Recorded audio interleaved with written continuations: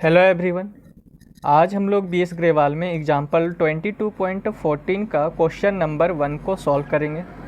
Question है हमारा, using Parseval's identities prove that integration 0 to infinity d t upon में a square plus T square into b square plus T square, जो कि बराबर है pi upon में 2ab into ए plus B के।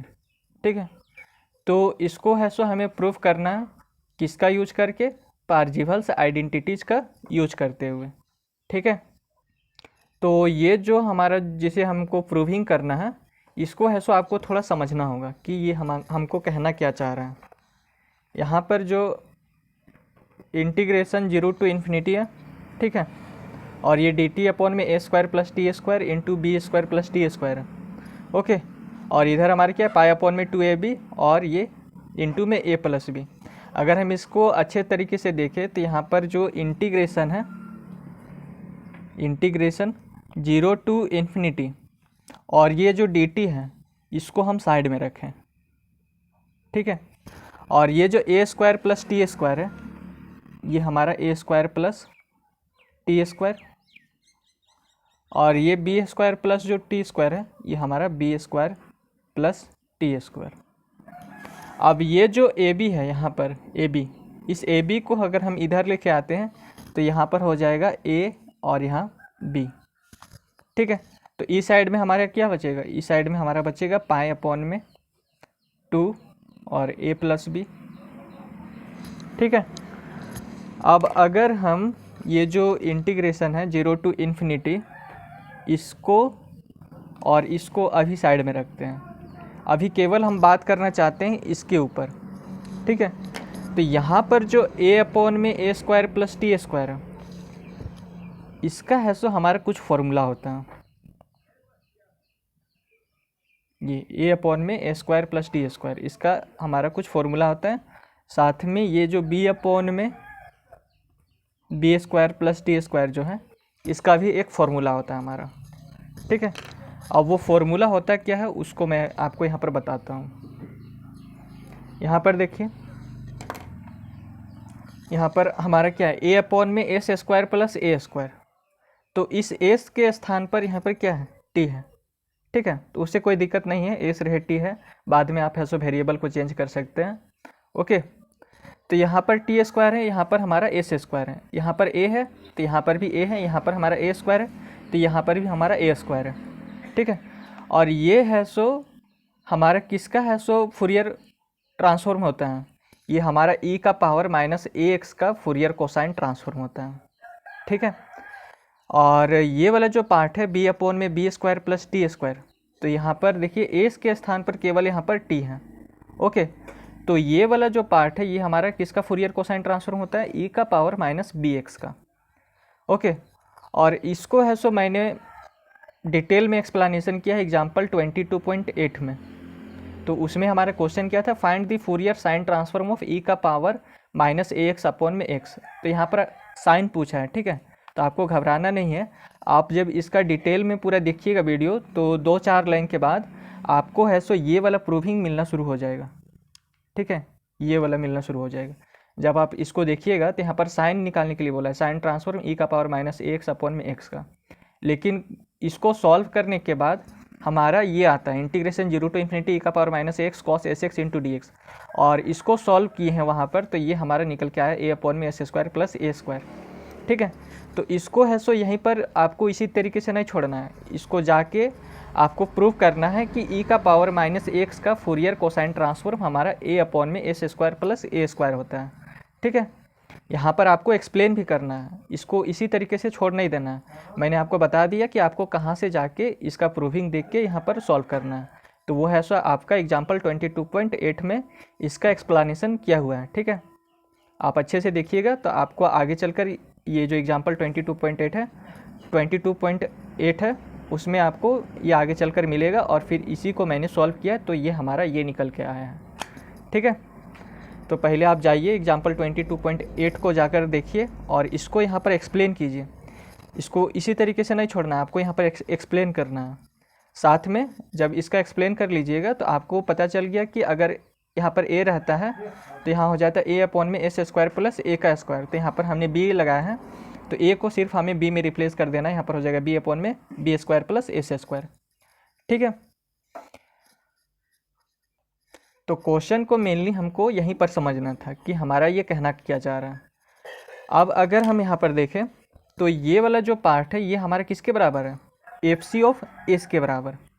ठीक है, अगर हम इसके साथ अगर इसको कंपेयर करें, ओके, इसके साथ अगर हम इसको कंपेयर करें तो यहाँ पर देखिए एफ सी है तो यहाँ पर हमारा एफ सी, यहाँ पर एफ एक्स है तो एफ एक्स के स्थान पर क्या है, ई का पावर माइनस ए एक्स।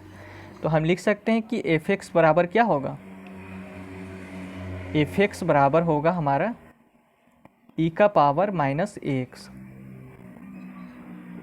ठीक है, और एफ सी ऑफ एस बराबर हमारा क्या होगा, एफ सी ऑफ एस बराबर हमारा, यानी कि इसको सॉल्व करने पर ही हमको एफ सी ऑफ एस मिलता है। ठीक है, जब हम इस वाले पार्ट को सॉल्व करते हैं तभी हमको एफ सी ऑफ एस मिलता है। तो हमने इस वाले पार्ट को सॉल्व किया तो हमारा ए अपॉन में एस स्क्वायर प्लस ए स्क्वायर हो गया, तो ये है सो हमारा एफ सी ऑफ एस बनेगा। ठीक है, तो ये एफ सी ऑफ एस हमारा क्या हो जाएगा, ए अपॉन में एस स्क्वायर प्लस ए स्क्वायर। ठीक है, और यहाँ पर जो सबसे पहले आपको यहाँ पर पार्जीवल्स आइडेंटिटी को मैं यहाँ पर बता देता हूँ कि पार्जीवल्स आइडेंटिटी होता क्या है, और मैं यहाँ पर एफ एक्स और एफ सी ऑफ एस क्यों लिख रहा हूँ, क्योंकि यहाँ पर देखिए फूरियर कोसाइन ट्रांसफॉर्म का पार्जीवल्स आइडेंटिटी हमारा क्या होता है, 2 अपॉन में पाई होता है integration 0 to infinity f c of s g c of s into d s. ठीक है, जो कि बराबर होता है integration 0 to infinity f x g x और into d s d x. Okay, तो यहाँ पर देखिए एफ सी ऑफ एस हमको निकालना था, तो इसीलिए मैंने एफ सी ऑफ एस यहाँ पर निकाला है ए अपॉन में एस स्क्वायर प्लस ए स्क्वायर, इसको इसके साथ कंपेयर करके। ठीक है, और फिर यहाँ पर हमारा जी सी ऑफ एस है, तो मैं एक काम करता हूँ, जी सी ऑफ एस बराबर हमारा क्या होगा, जी सी ऑफ एस बराबर हो जाएगा हमारा बी अपॉन में B square plus S square. Okay, तो यहाँ पर एफ है तो एफ को अगर मैं जी में चेंज कर दूँ तो उससे भी कोई दिक्कत होने वाला नहीं है, आप इस एफ को जी में चेंज कर सकते हैं। इसका भी मतलब वही होगा कि ई का पावर माइनस बी एक्स का हम फूरियर कोसाइन ट्रांसफॉर्म फाइंड कर रहे हैं। ठीक है, तो यहाँ पर जो रिप्रेजेंट किया गया है वो हमारा, यहाँ पर दोनों एक ही फंक्शन तो हम नहीं लिख सकते। यहाँ पर जब हम एफ़ ले लिए तो एफ़ को अगर यहाँ पर फिर से हम लेते तो फिर दिक्कत रहता, इसलिए इसको एक अलग पहचान देने के लिए यहाँ पर हमारा जी है। ठीक है, बाकी बात जो उसका जो मीनिंग निकलता है वो हमारा वही निकलता है, तो इसको हम उसी तरीके से अगर चेंज कर दें तो ये हमारा जी हो जाएगा। ओके, तो जी सी ऑफ एस हमारा क्या हो जाएगा, जी सी ऑफ एस हमारा हो जाएगा बी अपॉन में B square plus S square, और इसका जो जी एक्स हो जाएगा वो हमारा ये हो जाएगा ई का पावर माइनस बी एक्स, जैसे यहाँ पर एफ एक्स था तो ये हमारा जी एक्स हो जाएगा। ठीक है, तो जी एक्स बराबर हो जाएगा ई का पावर माइनस बी एक्स, और जी सी ऑफ एस क्या हो जाएगा, जी सी ऑफ एस हो जाएगा बी अपॉन में B square plus S square.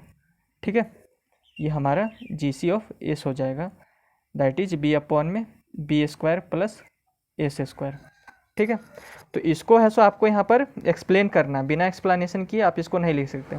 और आपको यहाँ पर हम पार्जीवल्स आइडेंटिटी का फूरियर कोसाइन ट्रांसफॉर्म इसीलिए यूज कर रहे हैं क्योंकि ये हमारा कोसाइन का ही फॉर्म है। ठीक है, जब हमने इसको देखा तो इसको देखते हुए हमें पता चला कि ये हमारा ई का पावर माइनस एक्स का फूरियर कोसाइन यहाँ पर दिया हुआ है। ठीक है, मैंने आपको अभी ही बताया कि ये जो ए बी को जो मैंने इधर लेके आया था, ठीक है, ये जो ए बी था इसको इधर लेके आया, तो ये वाला जो पार्ट है ये हमें पता चला कि ये तो हमारा फूरियर ई का पावर माइनस एक्स का फूरियर कोसाइन ट्रांसफॉर्म है ये, और ये हमारा इसका है सो फूरियर कोसाइन ट्रांसफॉर्म है इस वाले पार्ट का ई का पावर माइनस बी एक्स का। ठीक है, तो मेन है आपको इसको देखते हुए पता करना है, तो जब तक आपको प्रैक्टिस नहीं रहेगा सॉल्व करने का तो आपको पता ही नहीं चलेगा कि ये हमारा कहना क्या चाह रहा है। ठीक है, आखिर ये हमारा दिया हुआ क्या है, तो प्रैक्टिस रहेगा तभी है सो आपको पता चलेगा कि जो वास्तविक में ये हमारा कहना क्या चाह रहा है। ओके, अब है सो इसको है सो हम प्रूफ करते हैं, तो यहाँ पर हम पार्जीवल्स आइडेंटिटी का यूज़ करेंगे। तो ये सारा हमारा कोसाइन में ही था इसलिए हमने फूरियर कोसाइन ट्रांसफॉर्म यूज किया, यानी कि फूरियर जो कोसाइन का जो पार्जिवल्स आइडेंटिटी है उसको मैंने यहाँ पर यूज किया है। ओके, तो ये हो जाएगा 2/पाई इंटीग्रेशन 0 to इन्फिनिटी, और यहाँ पर एफ सी ऑफ एस है, तो एफ सी ऑफ एस हमने क्या निकाला है, a/s² प्लस a², तो यहाँ हो जाएगा a/a² और फिर क्या है प्लस s², ठीक है। और यहाँ पर फिर जी सी ऑफ एस है, तो जी सी ऑफ एस हमने क्या निकाला है, b/b² प्लस s², तो इंटू b/b² प्लस s², ठीक है। यहाँ ds है, तो इस स्थान पर हम लिखेंगे ds। ये हमारा इंटीग्रेशन 0 to इन्फिनिटी, f(x) हमारा क्या है, e⁻−ax, तो e⁻−ax हमारा f(x) हो गया। gx हमारा क्या है, gx हमारा है e⁻−bx, gx क्या है, e⁻−bx, तो ये हो जाएगा e⁻−bx और इंटू में क्या है dx, ठीक है। तो ये हो जाएगा, ये जो ए बी है ये तो हमारा कांस्टेंट हो जाएगा क्योंकि इसका इंटीग्रेशन हो रहा है विथ रिस्पेक्ट टू एस, तो यहाँ पर ए और बी हमारा कांस्टेंट, तो ये ए बी बाहर आ जाएगा, तो यहाँ हो जाएगा 2ab/पाई, और ये इंटीग्रेशन 0 to इन्फिनिटी, यहाँ हो जाएगा 1/a² प्लस s² और इंटू b² प्लस s², ठीक है। और इंटू में क्या है ds है। अब इन दोनों का बेस सेम है, तो बेस सेम होने के कारण ये जो पावर है वो हमारा ऐड हो जाएगा, ठीक है। तो इंटीग्रेशन 0 to इन्फिनिटी e⁻, तो पावर ऐड होगा तो यहाँ पर हो जाएगा, माइनस को हमने यहाँ से और यहाँ से कॉमन ले लिया, तो अंदर में हमारा क्या बचेगा, a बचेगा, और x को भी मैंने कॉमन ले लिया यहाँ से और यहाँ से, तो यहाँ पर a+b इंटू एक्स, इसको अगर हम लिखेंगे तो कुछ इस तरीके से लिखेंगे, दोनों का बेस सेम है तो पावर ऐड हो जाता है, ठीक है। e⁻−ax और -bx, तो माइनस हमने कॉमन लिया तो माइनस बाहर, और x भी मैंने कॉमन लिया तो x भी बाहर, तो a+b अंदर में बचेगा हमारा। ओके, अब आपको पता होगा कि इंटीग्रेशन ऑफ e⁻−ax और यहाँ पर dx हमारा छूट रहा है, ठीक है, तो ये dx हो गया। e⁻−ax इंटू dx रहता है, तो इसका फॉर्मूला हो जाता है हमारा e⁻−ax, और x के साथ जो a लगा हुआ है, माइनस ए लगा हुआ है, वो डिवाइड में हमारा माइनस ए चला जाएगा, ठीक है।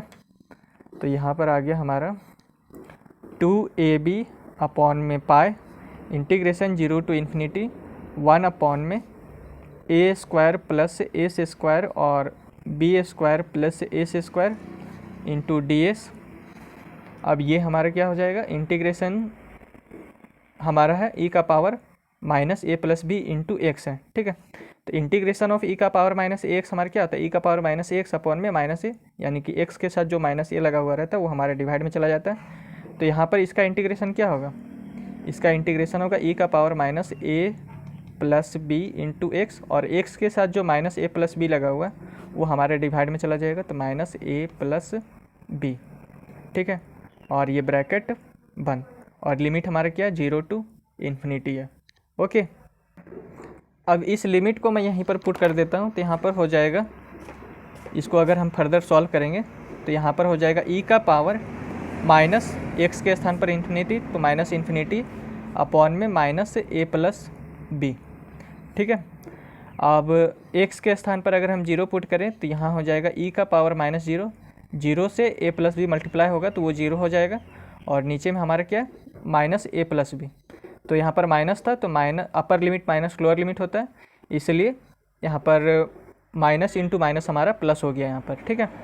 तो प्लस, और ये नीचे में क्या बचेगा, a+b बचेगा। तो e⁻∞ हमारा होता है क्या 0, और e⁻−0 हमारा होता है 1। तो e⁻∞ 0, तो 0 से अगर हम किसी भी चीज़ को मल्टीप्लाई करते हैं तो वो हमारा 0 हो जाता है, तो ये वाला पार्ट हमारा 0 हो जाएगा। और यहाँ पर e⁻−0 है, तो e⁻−0 हमारा होता है 1, तो यहाँ पर बचेगा हमारा 1/a+b, ठीक है। यहाँ तक क्लियर। तो ये जो 2ab/पाई है, इसको अगर हम इधर लेके आएँ तो इसको सॉल्व करने पर रिजल्ट क्या है 1/a+b। ठीक है। इसको नीचे में मैंने यहाँ पर लिमिट पुट करके सॉल्व किया तो 1/a+b आया। तो ये जो 2ab/पाई है, इसको अगर हम पाई को यहाँ पर ले जाएंगे, ठीक है, यानी कि इसको इक्वल्स टू के इधर लेंगे तो पाई है सो ऊपर में जाके मल्टीप्लाई करेगा और 2ab नीचे में आके मल्टीप्लाई होगा।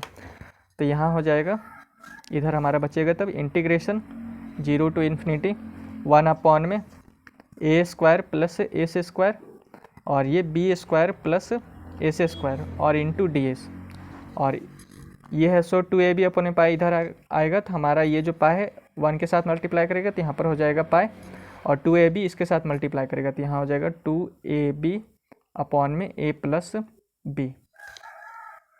ठीक है। अब यहाँ पर आप देखिए, यहाँ पर सारा हमारा टी में दिया हुआ है, टी टी टी, तो हम क्या करेंगे, एस को टी में चेंज कर देंगे, यानी कि वेरिएबल को हम चेंज कर देंगे। तो चेंज एस = टी, ठीक है। तो यहाँ पर हो जाएगा इंटीग्रेशन 0 to ∞, ये ds, तो यहाँ पर आ जाएगा एस के स्थान पर टी, तो ये हो जाएगा dt, ये हो जाएगा a², एस के स्थान पर टी, तो यहाँ पर हो जाएगा a² + t², और ये b² + t², ठीक है।